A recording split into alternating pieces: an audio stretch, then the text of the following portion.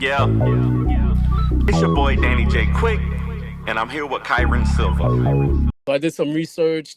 There was like PDF by Spike Troutman from Yeah. So, a question that we ask a lot of creators, first time we have them on here, what is it that drew you to making comics? A lot of us grew up reading comics and wanting to draw and things like that. What is it that made you make the leap into making comics, though?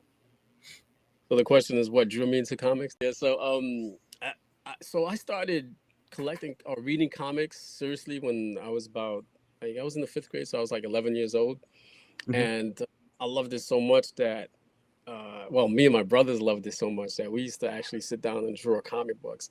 I'd like draw comic books and then sell them to classmates, and I loved at that time. I really loved drawing. And then I learned later that I'm not really an artist. My brothers, like, when we used to draw, like, we were about at the same level when we started doing comic books. But I saw them like really progressing really nicely, and myself, I was like, I just kept staying the same skill wise. So I kind of like got a little disappointed about that, and realized like maybe my strength is writing. So I started writing mostly, and but then at the same time, you mentioned earlier I was an IT consultant, and I that's what I kind of like gravitated to, because at that time there was no like roadmap to get into comics. I didn't even really think of it really as an option. But in the background, while I was studying computer stuff, I'd always like write stories or think of stories in my head, and then it wasn't until like maybe 8 years ago I really wanted to do a web series.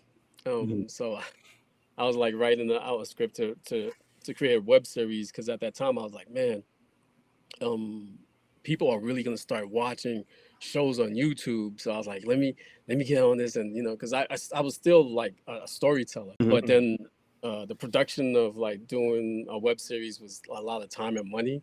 Not Yeah. that comic book isn't. I find out that's probably the same, probably the same thing. But so I started doing that, but then it was taking a lot of time and resource, and my kids were young at that time. So I decided to pivot and go into comics, because I was a real big Kickstarter person, and I noticed they had a Kickstarter section, and I was like, oh, okay. And I looked at it and I was like, wow, okay, these people are just like me. They're this is like a lot of them. It wasn't a full time thing. It was like they were doing it on the side, and so I was like, okay, I can do this too.